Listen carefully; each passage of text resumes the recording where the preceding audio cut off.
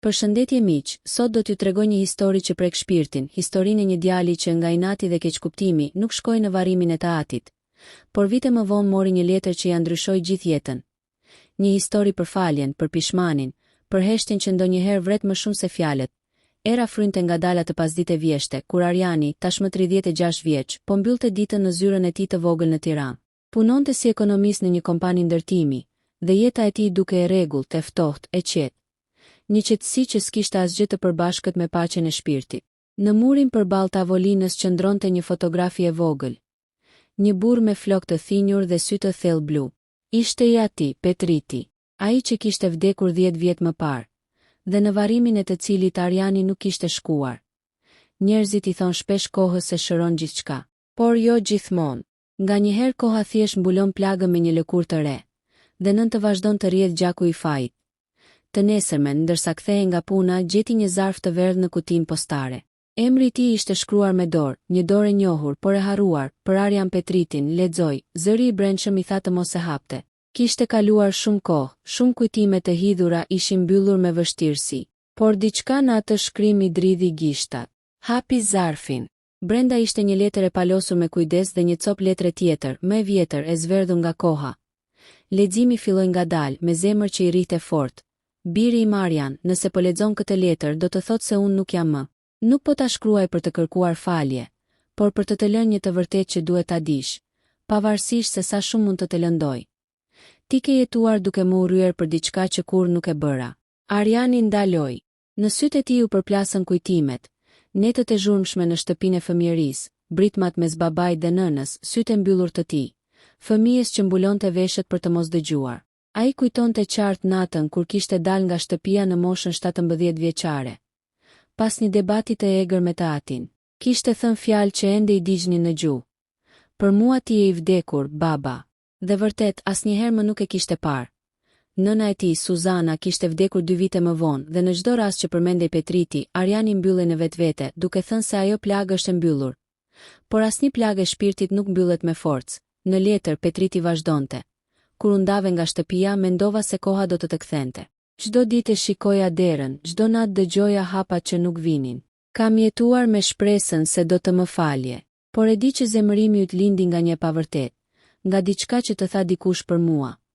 Në atë kohë ti besoje se unë e kisha tradhtuar nënën tënde, por ajo që se di është se ajo histori kishte rënje më të thella. Arjani e ndaloi frymën. E gjithë jeta e tij, urrejtja, distanca ishin ndërtuar mbi atë bindje. Se i ati e kishte lënduar nënën me tradhti, duke e detyruar të vuante, dhe se ajo ishte sëmur nga trishtimi e stresi një martese të shkatëruar. Kishte bërë betim në heshtje se s'do ta falte kurrë. Letra vazhdonte. E vërteta bir, është se unë nuk e tradhtova nënën tënde. Ishte ajo që u sëmur më herët se ne e kuptuam, dhe për ta mbrojtur ty, ajo më kërkoi të largohem përkohësisht. Por unë s'doja. Ne patëm një marrëveshje. Ajo tha që më mirë të më urresh, se sa të më shihje të vuaja bashkë me të. E lash të ndodhte ajo që ndodhi. E lash të më urresh, sepse besova se urrejtja do të ishte më lehtë për ty se e vërteta. Lotët i mbushën sytë e Arjanit. Duart i dridheshin, jo, përshpëriti, jo, kjo nuk mund të jetë e vërtetë. Por letra kishte aromën e kohës të atij njeriu që se njihte më, por që në një farë mënyre e kishte dashur gjithmonë, edhe në heshtje. Ai vazhdoi të lexonte. Kur ti nuk erdhe në varrimin tim, e dija që nuk kishe faj. E dija që keqkuptimi ishte më i fortë se dashuria. Por në sirtarin tim, në shtëpinë tonë të vjetër në Durrës, ka diçka që të pret. Një kuti me një emër i yti. Mos e hap pa qenë gati ta dish të gjithë të vërtetën. Letra mbyllej me një fjalë të fundit. Edhe pse nuk ishe pranë meje kur u varrosa, unë isha pranë teje çdo herë që ngrije syt drejt qiellit. Baba yt. Arjani uli letrën. Dhoma u bë e heshtur, fryma ju bë e rëndë. Jashtë, qyteti vazhdonte të jetonte, pa ditur asgjë për stuhin që ndodhte brenda tij. Ai e mori zarfin e dytë, atë më të vjetrin. Brenda ishte një fotografi e nënës së tij, Suzana, e re, buzëqeshur në një spital. Në pjesën e pasme shkruhej me shkrimin e saj.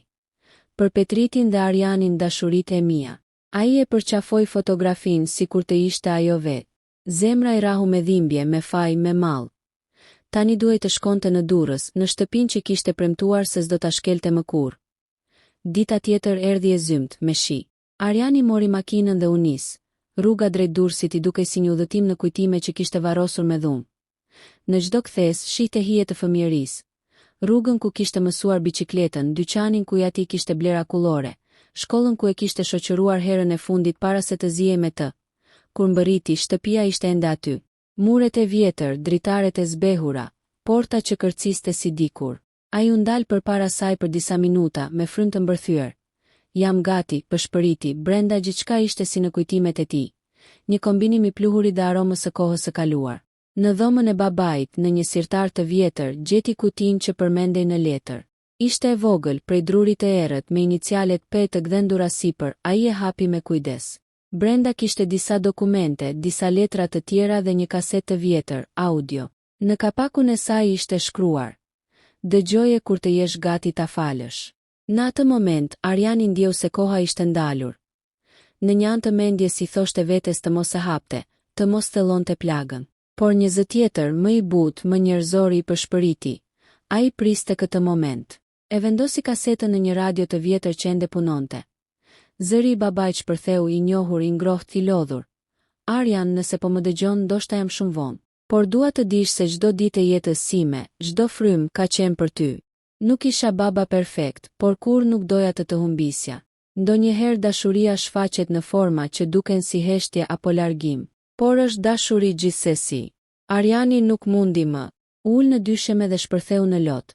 Ju kujtuan të gjitha momentet kur kishte uruar të kishte një baba pranë, dhe në të vërtetë, ai kishte qenë gjithmonë atje, I heshtur duke e dashur nga larg. Në fund të kasetës, zëri I Petritit tha: "Nëse do ta vazhdosh jetën, bëje pa faj. Mos mbaj më peshën time, as tënde. Thjesht jeto dhe më kujto me paqe. Do të jem gjithmonë aty, në çdo erë që fryn, në çdo val që prek brigjet ku luanim dikur." Në atë moment, jashtë dritares, era fryu fort, sikur ta konfirmonte atë fjalë. Ariani doli në verandë, shikoi qiellin ngri dhe tha me zë të dridhur: "Të fal, baba. Të fal dhe të dua." Në fund të ditës, ai mbylli shtëpinë dhe la kutinë në vend. Por zemra e tij nuk ishte më e njëjtë. Ishte më lehtë, më e qetë. Ai e kuptoi se dashuria nuk matet me praninë, por me kujtimin që lë pas. Dhe ndonjëherë, një letër e vonuar mund të shërojë një jetë të tërë. Mbrëmja po binte në heshtje. Durrësi përtej dritares kishte marrë ngjyrën e detit në muzg. Një përzierje gri e kaltër që të mbushte me mall. Ariani qëndronte ende ulur në verandën e shtëpisë së vjetër, me kutinë e drurit pranë këmbëve. Era përplaste dritaret e zbehura, sikur shtëpia vet po merrte frym bashkë me të. Nuk ishte më ai një natë më parë. Letra dhe kaseta kishin rrëzuar një mur që kishte ndërtuar për vite me radhë. Për herë të parë pas shumë kohësh, ndjeu se mund të merrte frym lirshëm. Por një pyetje I digjte mendjen. Kush kishte shpifur për të atin? Kush kishte mbjell atë helm në zemrën e tij? Në mëngjes u zgjua herët. Kishte vendosur të qëndronte disa ditë në Durrës. Ishte koha të përballej me kujtimet, por edhe me të vërtetën e plot. Në dokumentet brenda kutisë kishte një emër që nuk e njihte më, Teuta Re. Ishte një letër tjetër e dërguar nga kjo grua tek ati I tij, me datë rreth 3 muaj para se ai të ndahej nga jeta. Ariani e hapi letrën. Shkrimi ishte I rregullt, femëror me një ndjesi të ngrohtë. "Petrit, e di që nuk do të më falesh për heshtjen time, por kam bërë atë që mendova se ishte më e mira për Ariani. Nuk doja të ndërhyja mes jush, por Suzana ma kërkoi. Ajo nuk donte që djali të dinte për sëmundjen e saj, donte ta mbronte. Ti e pranove fajin që s'të takonte dhe kjo të shkatërroi ngadalë. Por ndoshta një ditë Ariani do ta kuptoj dhe do të falë." Ariani mbeti pa frymë. Teuta, kush ishte ajo? Ai kujtoi një grua që vinte ndonjëherë në shtëpi kur ishte I vogël. Shoqja më e ngushtë e nënës, që e quante teta Teuta. Ajo e kujdesej për të kur prindërit ziheshin, I sillte ëmbëlsira dhe I thoshte gjithmonë: "Mos e urre babain, ai të do më shumë se që mendon." Në atë kohë, Ariani e kishte parë si fjalë boshe. Tani, pas gjithë këtyre viteve, kuptonte se ndoshta ajo kishte ditur më shumë se kushdo. Vendosi ta kërkonte. Pas disa orësh kërkimesh dhe telefonatash, mësoi se Teuta jetonte ende në Durrës, në një apartament të vogël pranë stacionit të trenit. E mori frymën thellë dhe u nis. Kur dera u hap, përballë tij doli një grua në të 70-tat, me flok gri dhe sy të butë. Për një moment ajo e pa dhe lotët I mbushën syt. "Arjan?" Përshpëriti ajo, ai pohoi me kokë. "A jeni ju teta Teuta?" Ajo nuk foli, thjesht e përqafoi. "Ah, sa kam pritur këtë ditë," tha me zë të dridhur. Ulën në kuzhinën e vogël, ku gjithçka dukej si nga një kohë tjetër. Filxhan porcelani të vjetër, perde me lule, një fotografi e Suzanas në murteuta nisi të flasë ngadalë, me një dhimbje që vinte nga shumë vite heshtjeje. Arjan, mamaja jote e dinte që ishte e sëmur shumë kohë përpara se ti të largoheshe. Kishte kancer, por s'deshi ta mësoje. Kishte frikë se s'do ta përballoje dot. Ajo më tha, nëse Arjani e urren Petritin, nuk do të vuaj për mua. Le të mendoj se fajin e ka ai. Arjani uli kokën. Zemra ju bë copë. Dhe ju s'më thatë asgjë. Teuta mori frym thellë. Se bëra dot. Ishte premtimi im ndaj saj. Ajo të donte shumë, por donte edhe që të mos të shkatëronte me dhimbjen e vet. Babai yt e pranoi gjithë urrejtjen për të ruajtur nënën tënde. Ai e dinte që ti s'do ta falje, por prap të mbrojti. Një heshtje e gjatë ra mes tyre. Vetëm ora në mur dëgjohej duke trokitur. Arjani e ndjeu se gjithë jeta e tij ishte ndërtuar mbi një gënjeshtër të dhimbshme, por me qëllim dashurie. Pse askush s'më tha më pas? Pas vdekjes së tyre. Teuta uli sy. Sepse pas funeralit të nënës sate, u largove me njëherë. Se doje më askënd që të kujtonte familjen. Dhe kur Petriti vdiq, ti nuk erdhe. Letra që lexove duhet të jepe atëherë. Por se mori njeri përsipër. Ai ma la mua, por unë mendova se s'do ta pranoje. Deri kur para një muaji, një i afërm më tha se ishe kthyer në Tiranë. Dhe dërgova me postë. Sytë e Arjanit u mbushën me lot. Pra gjithë këto vite e kam urryer kot. Jo kot, birë. Ke qeni lënduar. Dhe kur njeriu se kupton do të dhimbjen, e kthen në urrejtje. Pas disa orësh bisedë, Teuta i dha një ditar të vjetër. Ky është ditari mamas tënde, tha ajo. E mbajti deri në ditën e fundit. Ajo e dinte që një ditë ti do ta kërkoje të vërtetën. Në mbrëmje, Arjani u kthye në shtëpi. U ul në dhomën e nënës, ku ende qëndronte një aromë e lehtë e lavandës që ajo përdorte dikur. E hapi ditarin me kujdes. Fletët ishin zverdhur, por shkrimi ishte i qartë. Dita e 47 e spitalit, shkruante Suzana, e ndjej se koha po më ikën. Arjani është i vogël, nuk dua ta shoh të vuaj. Petriti do të më urrej për këtë. Por dua ta bëj të duket sikur ai është fajtori. Djali nuk do ta përballonte, do të më shihte të shuhesha çdo ditë. Ai do të më kujtoj si gruan që u largua nga dhimbja, jo nga sëmundja. Petriti pranoi. Ai gjithmonë pranon gjithçka për të mirën tonë. Në faqet e tjera, ajo përshkruante netet e gjata të dhimbjes, dashurinë për të birin dhe ndjenjen e pafuqisë. Në një faqe të fundit shkruante: kur Arjani të rritet, do ta kuptoj se dashuria s'është gjithmonë e drejtë, por është gjithmonë e vërtetë. Arjani qau si një fëmijë. Nuk kishte më mlef, vetëm mall. Tani kuptonte gjithçka. Pse ja ti kishte heshtur, pse kishte ikur, pse kishte pranuar të urrehej. Ishte një sakrificë që asnjë prind nuk do ta bënte lehtë. Por një pyetje ende i qëndronte në mendje. Pse babai i tij kishte ruajtur një tjetër dokument në kuti, një kontratë për një tokë në zonën e Golemit, e regjistruar në emrin e Arjanit. Në fund të dokumentit ishte shkruar me dorë: për birin tim që një ditë do të kthehet në shtëpi. Ndërto këtu diçka që do të mbaj dashurinë tonë gjallë. Arjani mori një vendim atë natë. Do ta realizonte amanetin e të atit. Do të ndërtonte diçka në atë tokë, jo një shtëpi për luks, por një shtëpi për kujtim, për dashuri, për falje. Të nesërmen shkoi të shihte tokën. Ishte një copë tokë e buzë detit, e rrethuar me pisha. Aty frynte era me një aromë që i ngjante atij zëri të babait në kaset, e qetë, e ngrohtë, e përjetshme. Ul në rër dhe tha me zë të ulët: do ta bëj baba. Do ta ndërtoj shtëpinë që ti se mbarove dot. Dhe do ta mbush me dashuri, jo me faj. Ndërsa fliste, një pulbardh fluturoi mbi det dhe zëri i valeve u përzie me fjalët e tij. Ishte si përgjigje. Në atë moment, Arjani e ndjeu se ishte më afër babait se kur më parë. Në ditët që pasuan, filloi të punonte me një arkitekt, duke përdorur dokumentet që kishte gjetur në kuti. E quajti projektin Shtëpia e Paqes, një vend ku njerëzit do të vinin për të reflektuar, për të gjetur falje, për të kuptuar se dashuria prindërore nuk shuhet kurrë, edhe kur fjalët heshtin. Por ndërsa punimet nisën, një surprizë tjetër doli në dritë. Në zyrën e pasurive ku po regjistronte pronën, një punonjës i tha: Zoti Petriti kishte bërë edhe një testament, por askush se ka kërkua. Është ende këtu në dosje. Arjani e mori dosjen. Kur e hapi, në fund ishte një faqe shtesë me një emër që nuk e njihte. Jonida Petriti, një vajzë, një afërme, apo diçka më shumë. Në fund të faqes babai kishte shkruar: kur të vi dita, dua që Ariani dhe Jonida të gjejnë njëri tjetrin. Ata kanë nevojë për njëri tjetrin më shumë se sa mund ta kuptojnë. Ariani ngriti syt nga letra, i hutuar, kush është ajo? Përshpëriti një ndjenjë e ftohtë, por intriguese i përshkoi trupin. Një kapitull i ri po hapej, një sekret tjetër i babait që priste të zbulohej. Era e detit frynte forta të mëngjes, ndërsa Ariani qëndronte përballë valeve të golemit, me testamentin e tatit në dorë. Emri që kishte lexuar pak më parë rrite në tru si një melodi që s'di ta ndalosh. Jonida Petriti. Kush ishte ajo? Një afërme, një vajzë që i ati kishte ndihmuar, apo një bi tjetër? Në letra babai kishte shkruar me dorën e tij të qetë. Kur të vi dita, dua që Ariani dhe Jonida të gjejnë njëri tjetrin. Ata kanë nevojë për njëri tjetrin më shumë se mund ta kuptojnë. Kaq. Asnjë shpjegim më shumë.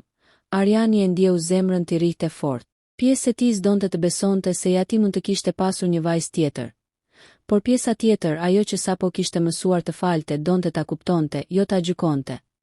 U kthye në Tiranë dhe nisi kërkime. Në dokumentin e testamentit ishte përmendur një adresë në periferi të Durrësit. Ai u nis drejt saj. Ishte një lagje e qetë, me shtëpi të vogla dhe oborre të mbushura me lule. Në një derë me bojë të zverdhur lexoi: familja Petriti. Troku i dorës së tij në derë tingëllonte si rahje zemre. Dera u hap pas pak, përballë tij doli një grua rreth të 30-tave, me flok kafe të gjatë dhe sy të mëdhenj blu, të njëjtët sy që kishte babai i tij. Po kërkon dik? He pyeti ajo me një buzëqeshje të lehtë. Ariani ngriu. Ti je Jonida Petriti. Ajo ngriti vetullat e habitur. Po, un jam. Kush je ti? Ai mori frym thellë. Jam Arian Petriti, biri i Petritit. Një heshtje e gjatë u krijua. Sytë e saj u mbushën me lot. Pra ti je ai. Përshpëriti. Babai më ka folur për ty. U ule në verandën e vogël, përballë një pemë ulliri që dukej sikur kishte qenë dëshmitare e shumë bisedave. Babai yt? Pyeti Ariani me zë të dridhur. Të ka folur për mua. Po, tha ajo. Ai vinte shpesh këtu, veç kur ti ishe ende në shkollë. E di që nuk duhet të vi keq, por po, un jam vajza e tij. Ariani uli kokën. Nuk dinte ç'të thoshte. Zemra e rrihte fort dhe mendimet i përziheshin si stuhit mbi det. Pra mamaja jote ishte e jo, e ndërpreu ajo me qetësi. Mamaja ime ishte një grua që babai yt ndihmoi shumë kohë më parë. Ajo ishte në një situatë të vështirë, pa njeri. Babai e ndihmoi, i qëndroi pranë, por nuk pati kur dashuri mes tyre. Ishte më shumë një detyrim moral. Unë linda pas ndarjes suaj me të, dhe ai më njohu si bijën e vet. Por e mbajti gjithçka të fshehtë që të mos të lëndonte ty dhe maman tënde. Ariani e dëgjoi në heshtje. Në çdo fjalë të saj ndjente një dhimbje të vjetër, por edhe një dritë të re. E pra gjithë jetën time e kalova duke menduar se s'kisha më familje, tha ai. Tani zbuloj se kam një motër që se kam njohur kur. Jonida buzëqeshi me trishtim. Edhe unë kam jetuar me ëndrrën që një ditë të njihja. Babai më tregonte për ty, më fliste për djalin e zgjuar, kokfort, që e dashuronte nënën me gjithë shpirtin. E shikoja në sytë e tij sa mall kishte për ty. Ai ndjeu një therrje në zemër. Ai fliste për mua me dashuri. Ai të donte më shumë se çdo gjë. Kur vinte këtu, çdo bisedë përfundonte me emrin tënd.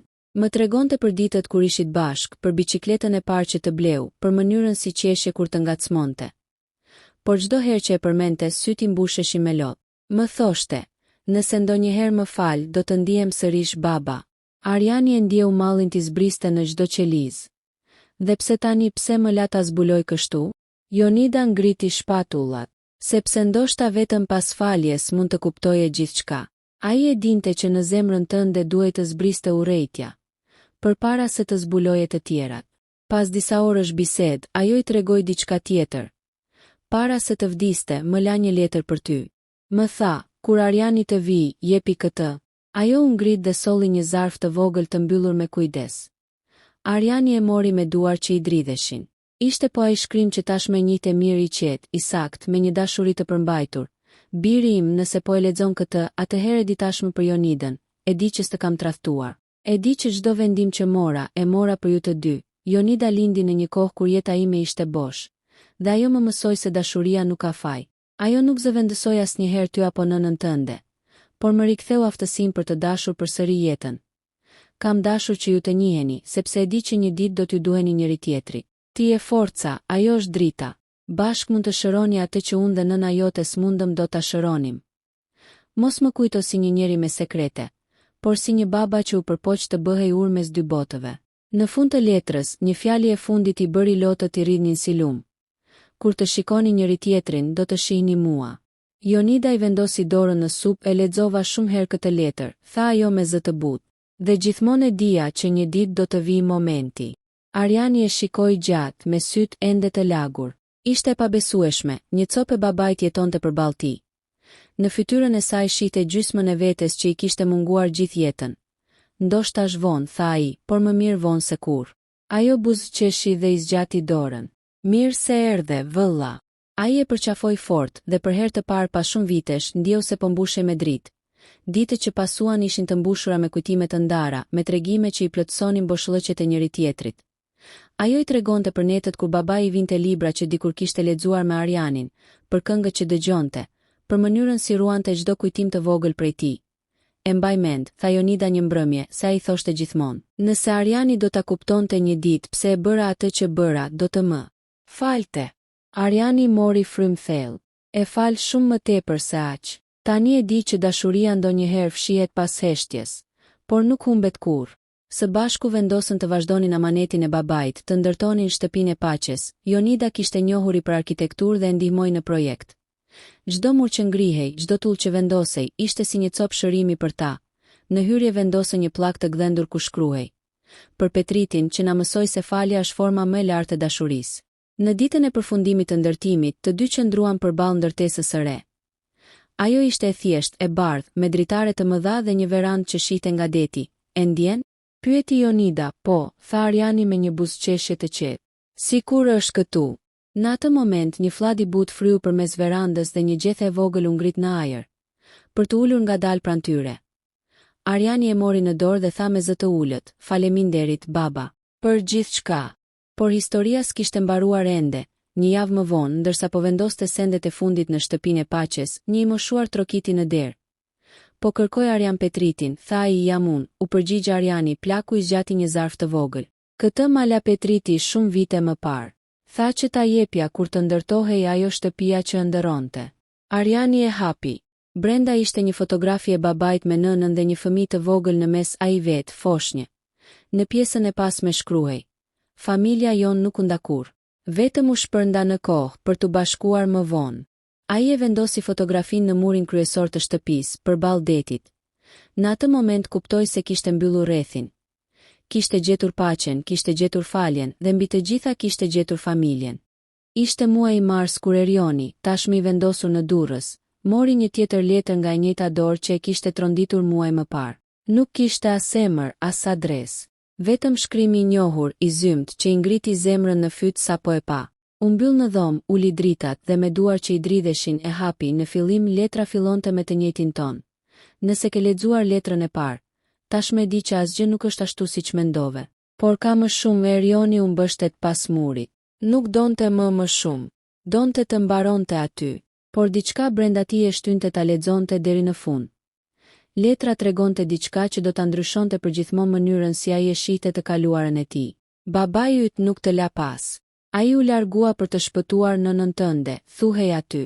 Kur ajo u sëmur, ai u fut në borxhe të mëdha për ta shëruar. Por ata që I dhan parat nuk ishin njerëz të zakonshëm. Kurse arriti do t'u akthente, e kërcënuan se do t'ju zhduknin të gjithëve. Prandaj u aratis, u fsheh, dhe u betua që nuk do të kthehej kurrë nëse kjo do të thoshte sigurinë tënde.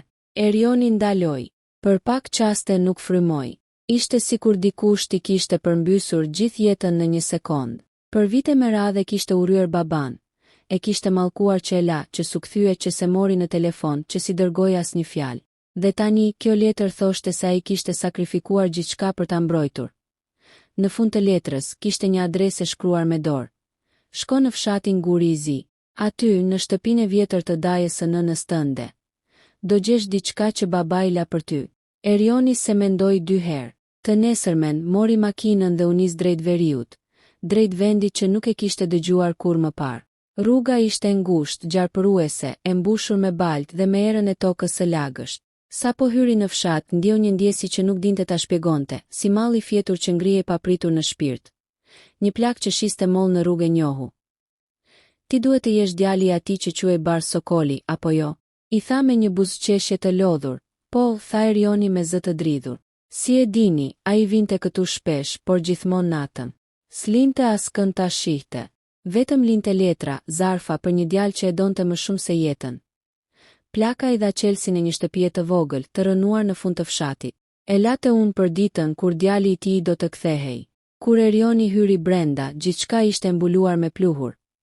Por në mes të dhomës kishte një kuti druri. Brenda saj gjeti një blok shënimesh, disa fotografi të vjetra dhe një kaset të vogël me mbishkrimin.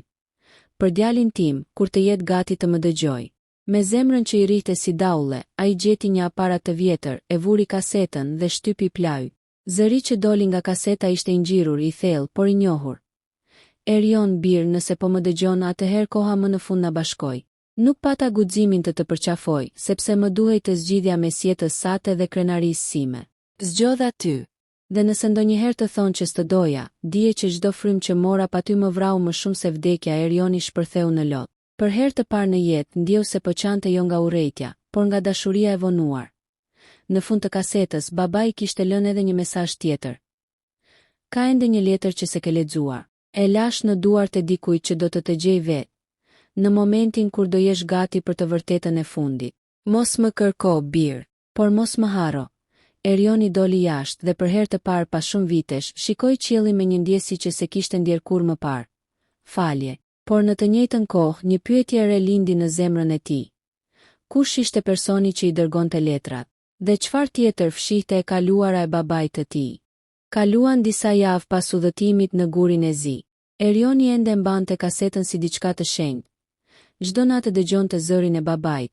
Çdo herë ndjente sikur ai ishte aty pranë tij. Por ndërsa shpirti I tij po gjente pak nga pak paqen, zemra I digjej nga kurioziteti. Kush ishte njeriu që I dërgonte letrat? Si e njihte aq mirë babain e tij? Një mëngjes, ndërsa po pinte kafen në balkon, postieri trokiti në derë. I dorëzoi një zarf të bardhë, pa emër, pa dërgues. Vetëm një rresht të shkruar me dorë. Tani e gati. Dora e Erionit u drodh. Ul në tryez, mori frym thellë dhe e hapi.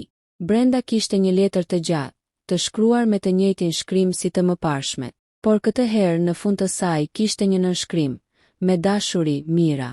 Ai ngriti syt. Emri ju duk I njohur, por s'mundi ta vendoste me njëherë. Filloi ta lexonte. Erion, nëse po lexon këtë, atëherë më në fund e ke dëgjuar zërin e tij dhe e ke kuptuar pse gjithçka ndodhi ashtu si ndodhi. Por ka një të vërtet tjetër që duhet ta dish për ta çliruar shpirtin tënd dhe timin. Babai yt nuk iku vetëm për borxhet. Ai iku sepse kishte zbuluar diçka që do ta rrezikonte jetën e shumë njerëzve. Ai punonte në një kompani ndërtimi që pastronte para për një grup të rrezikshëm. Kur kuptoi gjithçka, donte ta denonconte, por e dinte që nëse e bënte do të zhdukej. Prandaj iku jo për t'u fshehur, por për të mbledhur prova dhe për t'i dorëzuar dikujt që mund t'i besonte. Dhe ai personi isha unë. Letra vazhdonte me hollësi tronditse. Babai Erionit kishte punuar për të njëjtën firmë ku punonte edhe ajo.